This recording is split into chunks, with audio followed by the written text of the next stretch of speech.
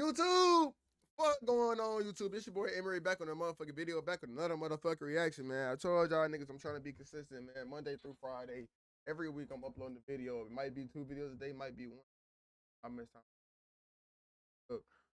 Oh, y'all hear all that? I hope y'all niggas heard all that. Cause if not, that mean I might cut out. Oh no, that's not. But besides that, man. Hey, you do not know me. My name is Emery. I'm a small YouTuber from North Alabama, man. You know what I'm saying? I'm only 20 years old. I just turned 20 in April. And right now I'm just trying to run 700 subscribers. I just hit 600. I just hit 600 subscribers, man. I'm trying to get to 700 subscribers. And yeah, make sure you like, comment, subscribe if you fuck with the kid. If you fuck with the kid. Don't fuck with the kid. Don't fuck with the kid because I don't want no fake love. But at least give me a chance, though. Don't just judge a book by its cover. You know what I'm saying? Don't just see my YouTube shorts and be like, oh, this kid, this and that. Or, you know what I'm saying? Like, give me a chance, man. Because, you know, you can't look at the title of a book, or, I mean, you can't look at the cover of a book and be like, oh, this shit finna be boring. Can't do that, gang. Without further ado, let's get straight to the motherfucking video. And if you got some tree, roll your tree up, gang. Nah, for real. Car accidents and shootouts before blowing up in the rap game. But right when he was about to become the next star out of Chicago, he mysteriously disappeared out of nowhere. After racking up millions of views on almost everything he released, Lud Foe fell off the face of the earth. And today we're breaking down his entire story. Lud Foe came up on the west side of Chicago and got active in the streets early. Everyone hears about how wild the south side is because of how many famous drill rappers are from there. But the west side is just as crazy. Foe has been rapping since he was like 4 years old, but it was a long time before he ever started taking it seriously. Back in the day, he was only focused on hustling in the streets and getting his money up, which led to all kinds of drama. He got booked for the first time after he got caught bringing weed to school, but that was nothing. You know, I wonder what it feels like to grow up in Chicago or like Memphis or Detroit. You know what I'm saying? Because imagine you walk into school one day. Imagine you 7th grade, you know what I'm saying? You walk into school and you got a 13-year-old nigga that's pulling up on you with a gun. Me personally, as a 13-year-old kid, I wouldn't be scared, but I'd definitely be frightened a little bit. I'd definitely be frightened. You know what? Because, bitch, you just pulled up on me with a gun and we the same age. How the fuck you get a gun and I don't got one? You feel me? This ain't even fair. How the fuck you get a gun and I don't get one? Where the fuck you get a gun at? I'm trying to get one too. Because now I want to even the odds. I want to even the playing field. You feel me? Me personally, that's why I'm not a street nigga. I just stay up out the way and I do what I do. No route. Compared to the trouble he got into later. Foe was always getting in fights at school, and one time the situation got so serious that he caught his first real charge over it. One time, Lud Foe was scrapping with another dude in the classroom, and a teacher came to break it up. But instead of just keeping them away from each other, the teacher let the other dude get some free shots on Foe while he was holding on to him. No. The teacher was cool, the dude Foe was fighting, and that's why he helped him out. But that's when Foe turned around and started putting hands on the teacher too. By that point, it turned into a huge scene, and even the principal got involved. Foe already knew he was gonna get booked for punching the teacher, so he swung on the principal too. Getting arrested didn't calm him down at all though, and the next time Foe got into a fight at school, he ended up jumping out of a window to escape. It's not clear what the issue was about, but Lud Foe... Listen, bro. Listen. Me personally, right? If a teacher let another child hit me because y'all cool, you gotta get it too. How the fuck you gonna let a nigga hit me? Because y'all niggas cool together. So you gonna let this nigga sit right here and hit me, nigga? You supposed to be a teacher. You're not in the streets no more. The fuck you let niggas hit on me for? I'm lame ass shit. Smashed some dude with a chair, and the teachers locked him inside the classroom. Foe knew the cops was on the way, so instead of getting booked again, he just jumped out the window and ran home. Having some drama at school is one thing, but Foe was going through some real issues in the streets at the same time. He told DJ Vlad, like, how old were you when you first got shot at? Like 14. 14 years old. Like, how old were you when you lost your first friend? 15. How many friends? DJ, imagine you 14, 15, nigga. I'm still in middle school, bro. You still in middle school at this time. And niggas coming around you with Dracos, ARs, Glocks, got everything to make a fucking hostile. You feel me? Me personally, I gotta get some, you know what I'm saying? Because it's not fair. It's not fair. This is not fair, chat. You lost so far through violence? Through life or through like the streets? Yeah. Can't even count. Foe never went into a lot of detail about his early life in interviews, but on tracks like My Life, he let fans know how tough the streets were with bars like, used to cry so much, made it easy for me to sleep. Mama tried, but when I'm in the streets, it's making her weak.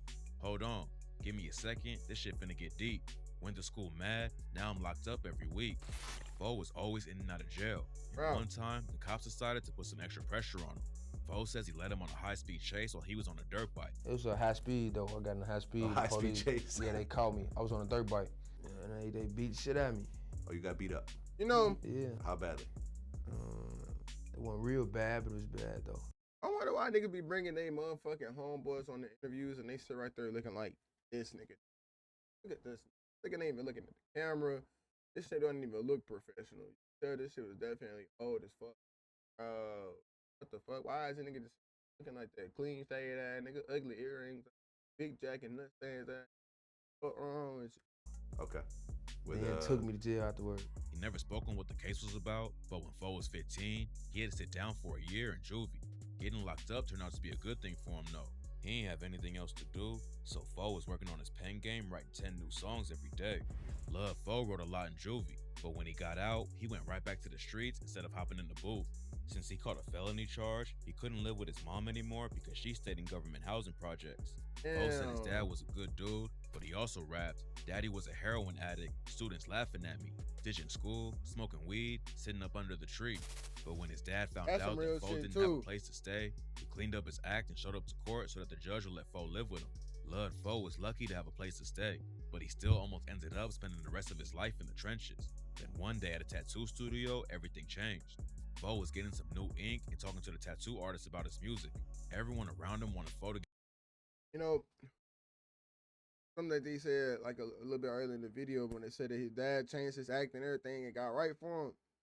That's some real love right there, because a lot of niggas wouldn't do that for their kids. A lot of niggas ain't finna get right and change their act and really clean up. You know what I'm saying? And I've done witness it before. A lot of niggas ain't finna go through all that.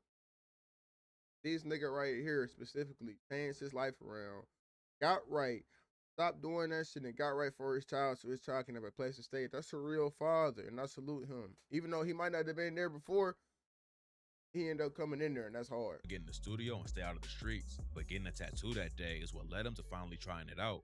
The artist told him that he had a producer named Kid Wonder coming in to get tatted, and Foe should link up with him. Kid Wonder had already been in the game for a while, and when he met Foe in the tattoo studio that day, they had an instant connection.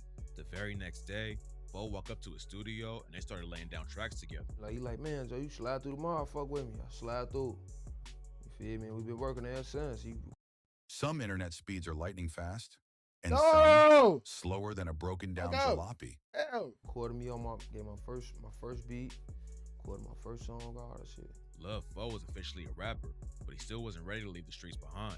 Hustling, fighting, and getting locked up was damn near his whole life up to that point, and Foe said, I got addicted to the action, you feel me? Some niggas get addicted to the money, some niggas get addicted to bitches, jewelry. I was addicted to action. It took him a long time to break out of the cycle, but when he decided to go all in with the music, And that's hard that he know that though. That's hard that he know that though, chat, because let me tell you why. A lot of niggas don't understand that whenever they addicted to shit, they want to deny it. No, I'm not this, no, I'm not that. Blah, blah, blah.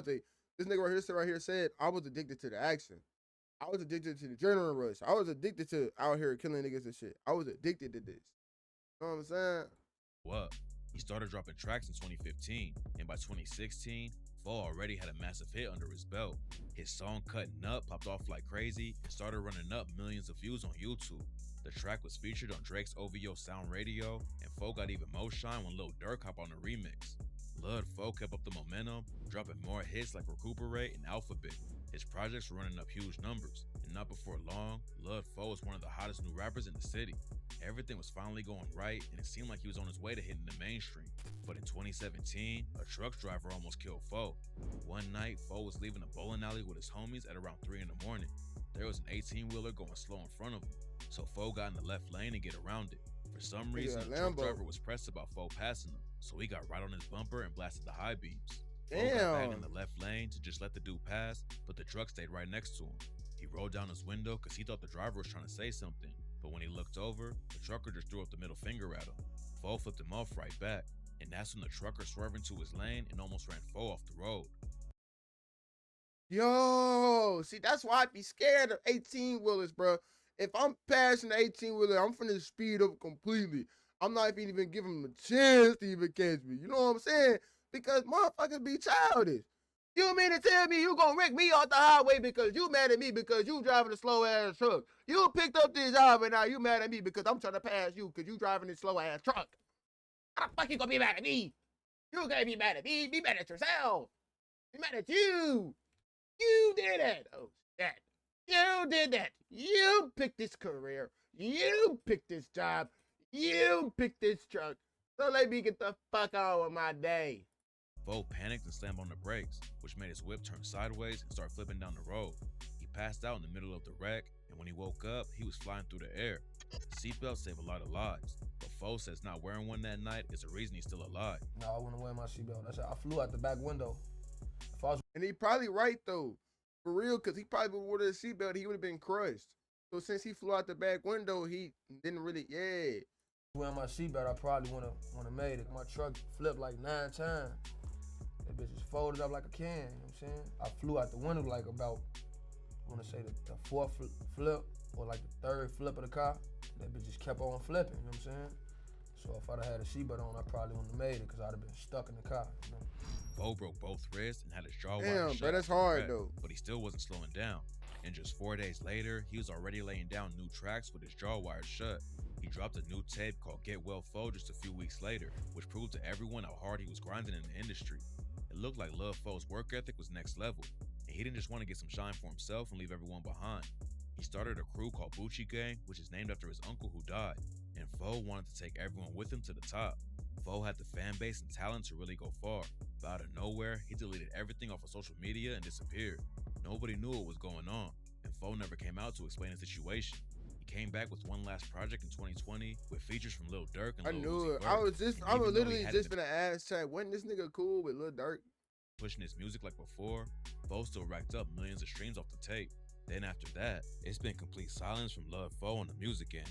He was working with some of the hottest artists in the game and was building up a huge audience. But then he just disappeared out of nowhere.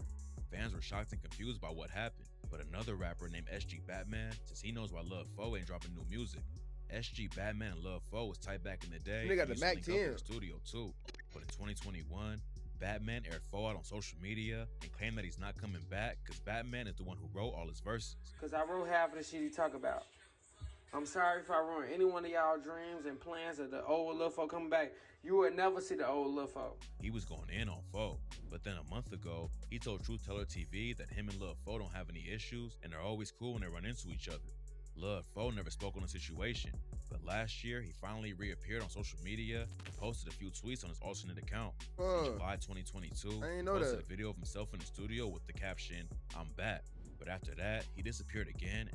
And see, when niggas be doing this, bro, they don't really be back. They be back for that time right then and there, but then after that, they lose all hope and they lose all of it, bro, and they don't go back because of some shit that's going down, bro. Hasn't been heard from since. I've done that myself. Nobody knows why Lil Fo left the industry behind when it looked like he was going to take over.